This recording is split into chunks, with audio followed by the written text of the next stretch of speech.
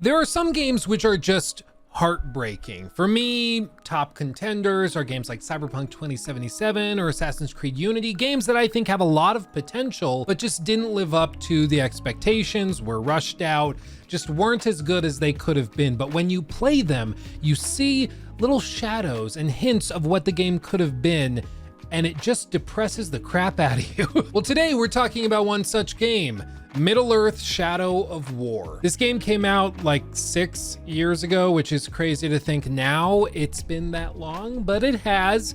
And when it launched, it was widely regarded as one of the most aggressively monetized piles of garbage in recent memory, thanks to egregious loot box implementation, all sorts of gotcha systems that were integrated, and the entire game was built around an endgame grind that was so aggressive and bloated, a lot of people never even bothered finishing this game at all, even if they put the $60 up to buy it back in the day. And just to be clear, the game got relatively mixed reviews. It had a few 9s out of 10, such as the one from IGN, and also a bunch of negative reviews that penalized the game heavily for how they monetized it. This is a really common phenomenon in games journalism and reviews for whatever reason. Some review sites will review the game sort of in a vacuum, ignoring all of the monetization, all of the technical issues, and just looking at the game as it is when it's working properly. And then other reviewers will penalize a game if performance is bad or if the game is too heavily monetized, etc., etc. The point is, while some people loved the game that was at the core of Shadow of War, it was basically universally agreed upon that this game would have been much better if it hadn't been crammed full of all of this unnecessary bloat. And so now that the bloat has been removed through patches and updates, my question is whether the game is now just a 9 out of 10 since all of that has been removed, or have those updates caused the game to ring hollow now, missing some major components of its original design. So today we're going to play the game and see if it is still terrible or if they have managed to save it and it's actually a diamond in the rough. One thing I will say is on the home page of the game, you'll see that there's this little XP icon. Still, even all these years later, after they've stripped out the in-game store, they are still offering permanent in-game XP boosts for completing various mundane activities, such as signing up for their Warner Brothers Play newsletter. And if we click on this, it doesn't actually work. If you want this XP boost, you have to go to the website and try to sign up for Warner Brothers Play's newsletter yourself with the same account tied to your Warner Brothers account that's signed into the game, if that makes sense. However, it seems to be broken. For one, they moved it to a bunch of different servers, so a lot of the in-game integrations don't work anymore. And if you go and actually click on warnerbrothersplay.com, it will reroute you automatically to change your password, even though you haven't tried to log in yet. Just the whole thing is just broken.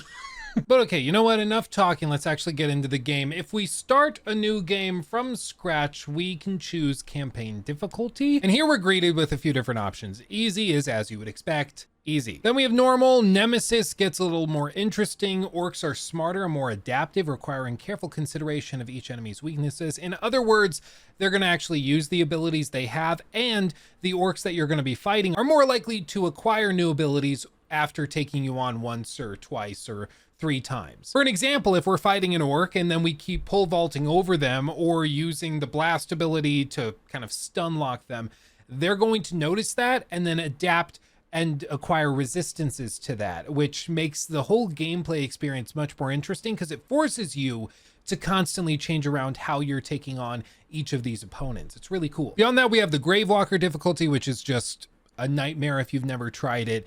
They hit harder, they hit faster, they are smart, and their health pools are greatly increased as well. But if you're not a total masochist, you can choose the brutal difficulty option, which is where I tend to land. It gives you all the perks of having smarter orcs that are much more difficult and challenging, but it doesn't feel totally unfair because they don't nerf your abilities at the same time. It just improves their abilities. So I personally prefer brutal. That's my recommendation to you, but see what feels good to you. And then the game kicks off with us looking for Celebrimbor. and assassinating orcs that didn't do nothing wrong. I didn't do nothing. Now, while I work through this section, let me just describe my feelings towards this franchise. I freaking loved Shadow of Mordor. I think it's one of the best games of that entire console generation. It really is tremendous in so many ways. And when I heard that they were making a sequel in the form of Shadow of War, I got really excited, especially because they were saying they were going to really crank up the nemesis system. They were going to do everything that Shadow of Mordor did, but do it bigger and badder and better. And I mean, who wouldn't love that or want it? What I wasn't prepared for, and I don't think what anybody was prepared for, was for a game that was built around milking you for everything you're worth. I will also say that the game feels like a really strange mix of an Xbox 360 game and an Xbox One game, or PS3 and PS4, however you want to put it. It has much more restrictive levels, but it still is open. So for example, you can see this whole city before us. This is where the siege is happening. This is where gameplay is allowed. But none of these hills can be explored. Nothing behind me can be explored. This is the limitation for all of these levels. This is about the scope we're dealing with. And normally limitations to scope in terms of map size are done like that because they want to, for example, improve level design or variability of options. So if you need to get into a certain location, there's a bunch of different places that you can go. But in this case, it doesn't really feel that way. It just feels like everything is just outdated. Oops, that was gross. I will also say it's a little jarring going back to the very beginning of the game when I've been playing this game for like the last couple of weeks to prepare for this video. So forgive me if it looks like I'm just like flopping everywhere, like I'm used to having a double jump there. So I swear I've played before. I'm not usually this bad. I'm just not used to not having my stuff. But you know what? All of those frustrations about limited level design, about maybe the graphics not being the best for this period, all of that is set aside when you look at what really sells this game, which is the nemesis system. This entire game is built off of that one feature set that was originally conceived with Shadow of Mordor, but that gets a fresh look in this game in so many wonderful ways. I mean, if you think like Shadow of Mordor had a pretty impressive nemesis system, this game just takes it and cranks it. But effectively, the entire game was built around this theme of warfare, where you have these large fortresses like the one before me that are being guarded by a certain group, and you either are attacking it or defending it. This is the broad structure that you're going to see for many, many hours while playing. And in this case, we have humanoids and elves and stuff in control, but normally you would have orcs in control of a fortress and we would be fighting to take it down, or we would have my own controlled groups and armies in control of it, trying to defend it from oncoming attackers. It's a really simple idea. It makes sense. And with the nemesis system, I think it works really well because you can have these different characters come and build relationships passively with you by dying to you or attacking you and getting away or whatever it might be that creates your bond with them. And when you find one of these characters that has a personality, basically isn't just a grunt, you can see they have a title, Narug the Tyrant, a Marauder Commander. They have different abilities, they have different perks. All of this is tweaked depending on rarities, depending on drop rates, all of that, and certainly level. As you continue through the game, they're going to get more and more difficult. But the point is, the core gameplay loop here is really simple. You're going to be engaging in combat using the free flow combat system, which is very similar to what we got with the Arkham games, and you're going to be fighting orcs and then recruiting them to fight for your army effectively. And then you can assign them to outposts within fortresses that you hold or that you hope to control. And then occasionally wars will break out where multiple forces have to fight each other.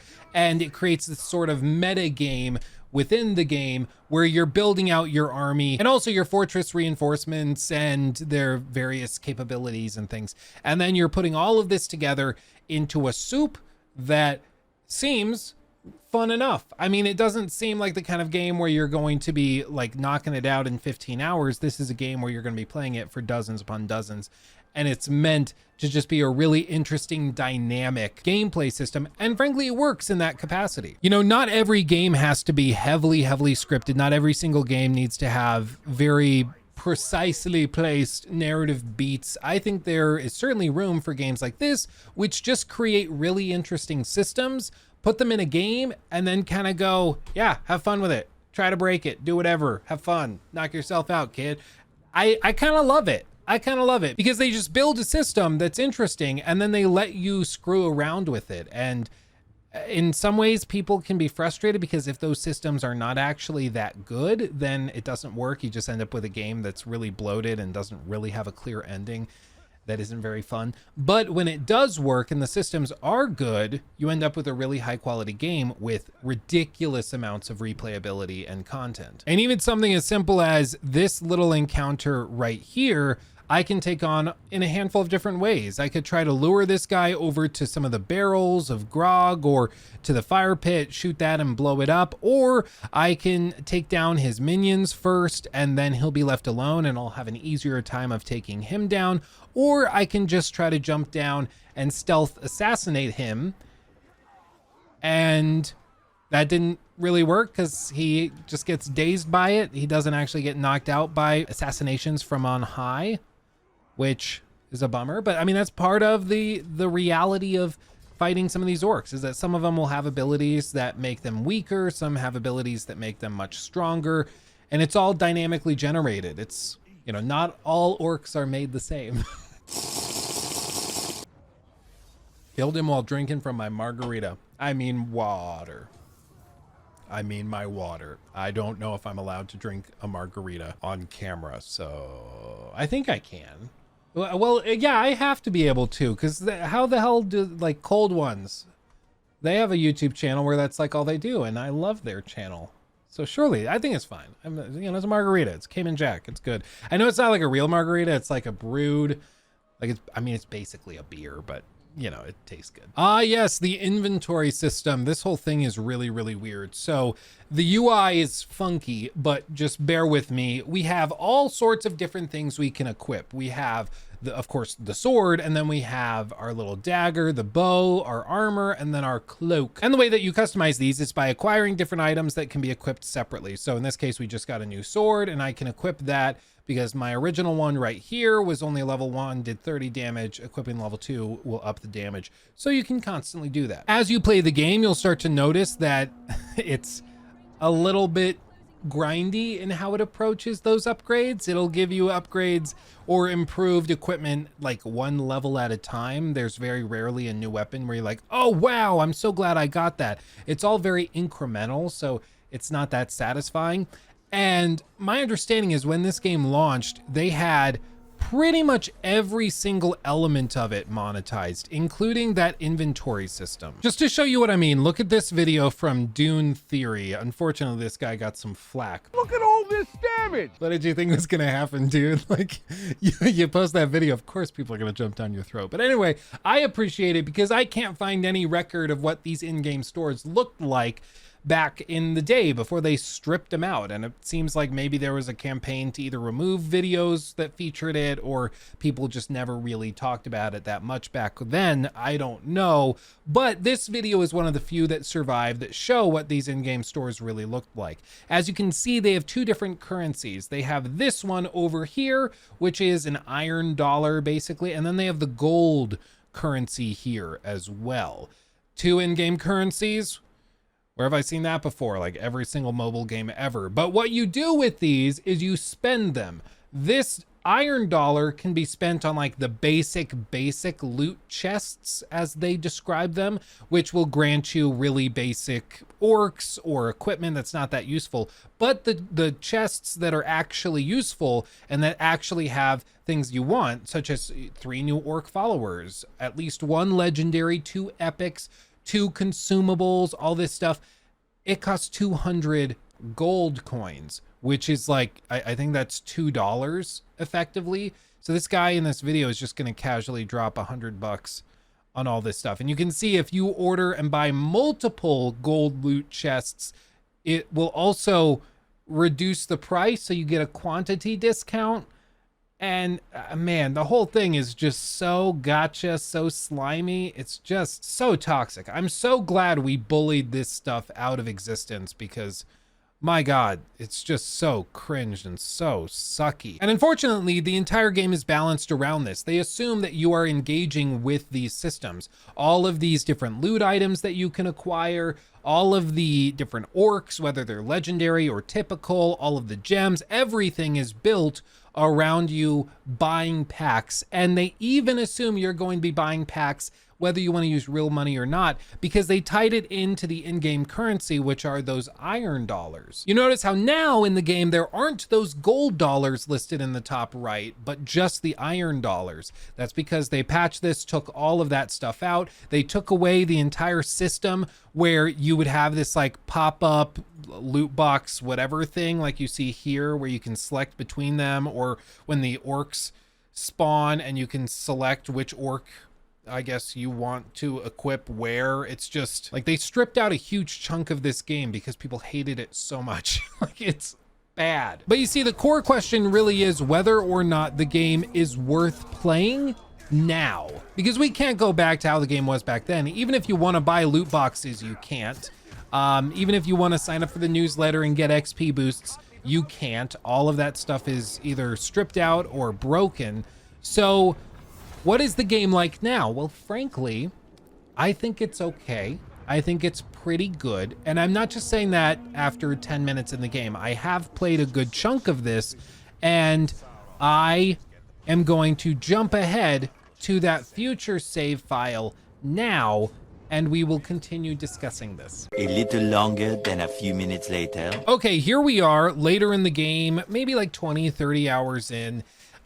This is after most of the main story has been completed. Really, the only thing going on now is grinding up our orc armies in preparation for that final cutscene, which is the true ending, effectively, of the game. If we go to our overarching map of all locations available to us, you can see there certainly is a lot here. There's different locations we can't actually access. They're more lore-based, or there's other outposts like this one where you actually can go. In this case, I have the Overlord set to Benu the Glutton.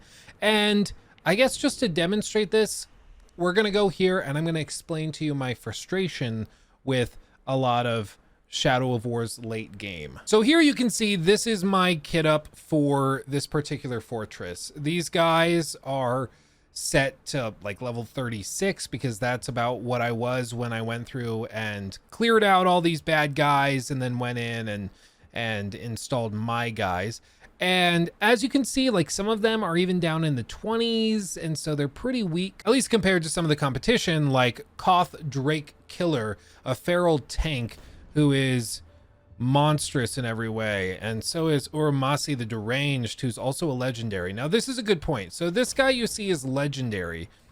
This is where the monetization got really insane. So what they did is they allowed you to buy effectively packs that would then have orcs within them, and certain orcs would drop as legendary. Legendary orcs are much more powerful, they're much more capable, and so they're more useful to have assigned to a given stronghold. You can see in this case, this guy is given thick-skinned, fire master, he has a flame weapon, fire bombs, fire mines as well. He's a destroyer, a sapper, final inferno.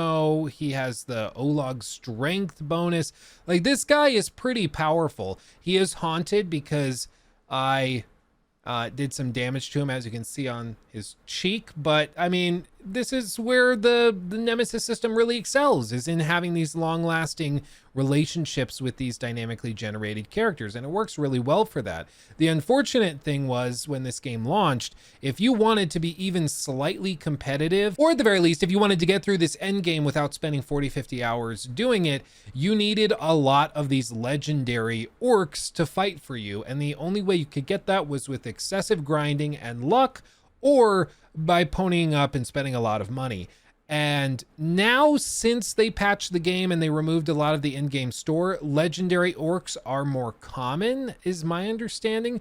But even then, it's still pretty difficult to find them, and it's still a bit of a grind, frankly. You can also see the potential for monetization if we go with like this guy, Krook the Forsworn, and we set training orders.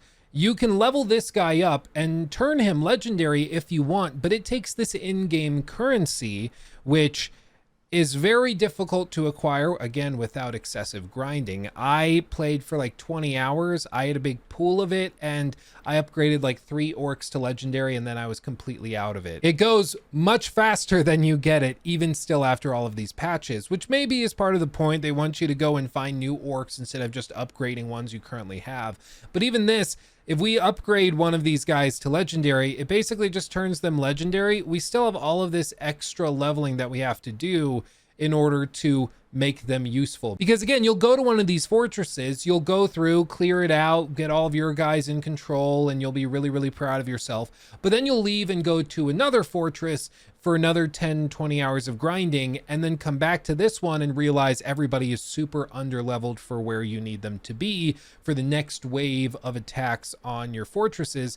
So then you have to go in and either kind of manually try to upgrade them like that with pit fights, with these training orders or whatever else, or you just have to kind of like send them off to die and then hope they're replaced with new orcs that match your level when they spawn in the world. And frankly, this is sort of the tale of Shadow of War, is that there are some really cool systems at play here. There's a lot of good stuff in it, but there's also a lot of the remnants and the gunk and scum of the monetization that still remains. Because when you build a game from scratch to be basically predatory in how it gets money from players, you can't just patch that out quickly. You can't just take one piece away and have everything work hunky-dory. It just doesn't work that way. There are still remnants of it, even if they patched it. You know, another great example is Battlefront 2. I went back and I tried that game again all these years after launch, and I was struck at just how bad the game felt to play for a new player that hadn't played when it was heavily monetized. Because in that game, you have to have star cards in order to level up each of your playable characters effectively in multiplayer, except now you can't buy them in packs, you have to get them through gameplay. But basically anybody who's still playing Battlefront 2 at this point has a fully kitted up character with all the star cards, legendary, and everything set, and they are way more powerful than you. So if you want to get into that game now, you're basically going to lose every single match for tens of hours until you get those star cards to be able to compete again. I mean, you can take the monetization out the game, but you can't take the game out the monetization, if that makes any sort of sense. But okay, here we are. We are in the rough area of where our target should be. And if we look around, there's some informants. Oh, and he's right beneath us. This is the fellow we're looking for. So he's a level 44. Again, I'm level 38. So he's 6 levels above me. He's damaged by ranged attacks, by executions, and fire. So I probably want to create an environmental disturbance and then try to jump him. But even now, after all of this grind, I will tell you that I still really like the core loop of Shadow of War. Initially, for the first few years that this game was out, I just couldn't connect with it, if I'm being honest. I've tried so many times to finish this game, and it was only recently that I was able to get through the whole thing and actually get to this end game portion. And I'm not entirely sure why it took me so long, but all I know is that it just didn't give me the dopamine drip that I want from a video game to justify me playing more of it. But recently I felt that, and I was able to actually finish it, thankfully. But now I'm at this point where I've effectively finished all of the story content. Now it's just grinding, and in some ways that's freeing, because now the only times I really jump back into this game are when I want to go hunt orcs and mess with the nemesis system. And frankly, in like 5-hour bouts of gameplay, when you build a couple of relationships with orcs quickly, it works. It feels pretty good. It makes me wonder what a nemesis system would look like in a live service game. I think that that could be quite successful. And I know that this was kind of an attempted live service game, but you know, it didn't really work. But you know what? We're going to try it. Even though this guy is much higher level than us, we're going to give it a shot. We're probably going to die, but if we do, he gets to level up, and then we get to also see how that plays out for all of the other characters present. So I guess let's just give it a shot. Give him a little stabby stab. Okay, what's this character going to be? Give me something. Not gonna give me an intro? Where's the intro? There it is. No, we mix it up. You mix it up. I mix it up. We mix it up. Oh, he's a legendary deranged, so he's just crazy. You guys want to see one of my favorite moves? It's this one. It just blows everybody up around you.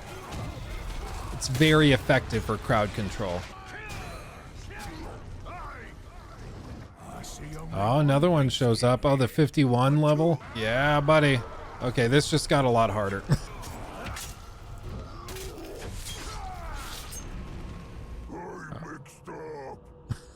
Very, very mixed up.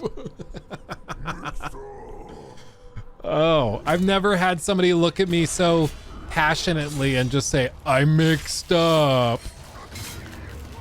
Oh, poor guy. Oh, poor guy. But you know, I'd like to think that yeah, they're blood brothers. So, oh, Jesus Christ. What the hell was even that? Oh, God, everything blew up all at once. Oh, I think I got him too. I still have strength yet. Oh, do you? Oh, he's death defying. So he survives one of them. And he gets his full health pool back. Hate that. That's awful. I mean, I'll be honest, for most of these guys, once you get them alone, unless they have like a couple of abilities that make it so like you can't vault and freeze them, or you can't perform finishers, it's pretty much straightforward. Like you can just knock it out. But like, for example, so this guy is a level 51. I cannot recruit him even if I want to. You can see too powerful to recruit. That to me is a really weird gameplay decision on the part of the developers, but it makes sense when you look at it in the context of being a heavily monetized thing where they wanted you to buy orcs that were higher leveled. And that's because, like, in my view, if I went to the trouble and I overcame this challenge and I defeated a level 51 when I'm a level 38, I think that deserves a reward, such as recruiting a level 51 to my army. That only makes sense to me. You overcame this extreme challenge. Good job. Here you go. He's going to fight for you. But that isn't actually how it works. Instead, they force you to either just kill him so he resets and a new orc will take his place, or you can shame him to reduce his level, which is what we're going to do here. Incompetent wench or wretch. I don't know. I didn't read it that closely. And then he drops down to my level. So now I can go find him right away and then recruit him. But you see right there, they just turned what should have been a really cool moment where I defeated this really tough enemy and I get rewarded with something really cool.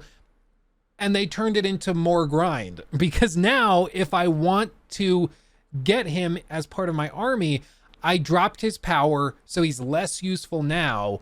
And I have to go complete another mission or take him on again and defeat him again in order to recruit him. You know, I don't think we talk very often about game developers and designers respecting the player's time and effort. And we don't, because it's kind of a messy discussion, because like, how do you even determine if something is respectful of the player's time? Like, for example, I remember when I first tried Persona 5 for the very first time, I was like, I don't really get why people like this game. It's so long. I mean, it feels like there's constant load screens all over the place. It doesn't feel like they're respecting my time. And I was like, I don't get it. Later, I played the game and actually tried to just meet it where it's at and just enjoy it for what it was. And I think Persona 5 is one of the most impressive games I've ever played, frankly. But that was only because I overcame that challenge mentally initially, because I wanted to just set it down. My American youth monkey brain was like, I want more dopamine faster. My attention span isn't this long. Help me. Speaking of low attention spans, my God, I got distracted and off course. What I was saying though is that though some games I think saying they don't respect your time, like in the case of Persona 5, I don't think that's fair.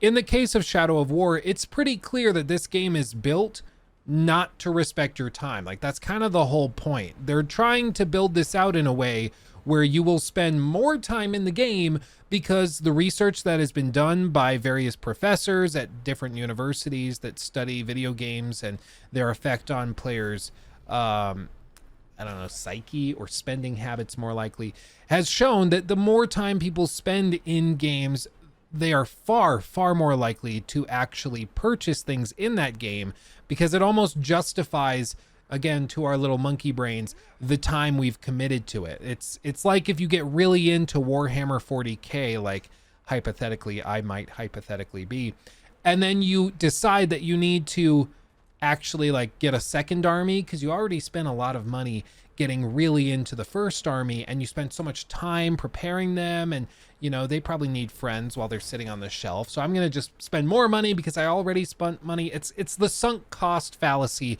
but with time. But frankly, I think Shadow of War is still largely worth playing, at least in my opinion. I think you can get a lot of fun out of it, especially it's on Game Pass. It's available to you for no extra cost. And even if you can't get it on Game Pass or you're a PlayStation player or something like that, you can still get it usually for like $5 to $10 on a deep sale regularly. And so it's not expensive to get into. And frankly, you can get 25, 30 hours of honestly good fun out of it without much trouble. Oh, look at that.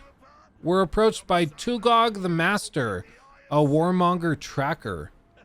Oh, well, there you go. Oh yeah, like look at this. This guy's only like 4 levels above me, but I can't recruit him either. It's just so frustrating because you just want to be rewarded for taking on this guy that approached you and overcoming the challenge, but you can't. You have to just like decide to kill him or shame him so that you can grind against him again in the future. It's just kind of dumb, frankly, if we're being just completely honest about it. I'm just kind of frustrated by it. Oh, come on, I parried that. Here we go. Choppy, choppy. He's close, he's close. There we go. Look at that. I almost said look at that bush. Because we're in a bush, that's what I'm talking about. So anyway, we've established that I think you should still pick up this game, especially if it's on a discount, and I think you can have fun with it. Just don't expect it to be anything stunning, brave, or beautiful. However, the longer lasting impact or my long lasting thoughts about Shadow of War is that this game is just in every way, shape, and form heartbreaking. There's a lot of really cool mechanics, a lot of cool stuff you can do. And the nemesis system to this day is one of my favorite gameplay systems that has just been AFK from the industry for now, again, like 6 years. We just haven't seen any game really attempt something on this level, partially because Warner Brothers patented it, and also because Warner Brothers has not done anything with it since Shadow of War. You know, these games have a lot of potential. Shadow of Mordor is one of my favorite games of all time. It's just tremendous and was really, really unique. And then Shadow of War in a lot of ways does improve a lot of that. Oh, hey, dude. Oh, God. I'm just gonna run away. But because of all of these other decisions they made while designing it, it just fails to live up to its own potential. And my fear is that we are going to see another Assassin's Creed Unity situation where after AC Unity came out, Ubisoft basically went and said, okay, well, Unity was received poorly. That means everything that Unity did and had within it was terrible. So we'll just get rid of all of that. So that meant they stripped out parkour, they stripped out social stealth, they stripped out all of the multiplayer and co-op components, they stripped out that lighting engine, the really high quality, detailed and very finesse heavy, if that's a thing, parkour system. All of that is just stripped out because they're like, well, the game is bad, so therefore everything in the game is bad. And it's like, no, you literally threw the baby out with the bathwater. You're like, oh, the bathwater's dirty, let me just chuck the baby in the backyard. No, some of it is still good and worth saving. And my honest fear is that with the reception of Shadow of War being so negative, with the dialogue surrounding this game being so negative, again, because of the monetization, they're going to throw the baby out with the bathwater. We're not going to see the nemesis system show up again because they think that that's part of the reason that the game wasn't successful, or they think that it's not worth the time and development cost involved if they can't monetize it with microtransactions out the ass. So who knows, maybe we'll get like a live service version of this game again. Who knows, maybe we will get that, and we'll get like a multiplayer Shadow of War that is monetized with like $20 cosmetics, which I still don't like. But anyway, maybe we'll see that, and they will monetize it in a more modern and less toxic way, but time will tell. I hope we see the nemesis system again, because I think it's great, but what are you gonna do? And god damn it, he's level 39. He's one level above me, and now I have to shame him to drop him to what, 38? One level? No, 34. Okay, now he like totally sucks, so he's not even worth recruiting. It's so dumb, dude. Ugh, I hate it. To be clear, I don't hate the game. I just hate this like particular design decision that they made. So I'm not hating the game. I just don't like what they did there, because it's just meant to waste more of your time. Anyway, let me know what you think of Shadow of War in the comment section below. I'm very interested in hearing what you think about it. If you've gone back recently, or if you think that this is actually much more of a hidden gem and is actually something that people are sleeping on. I don't know. Let me know what you think. I think it's a good game. Not great, but a good game that people should try, especially if they can pick it up on a discount. But it doesn't change the fact that it is just heartbreaking, because this game could have been truly amazing. It could have been Shadow of Mordor 2.0 in every way, shape, and form.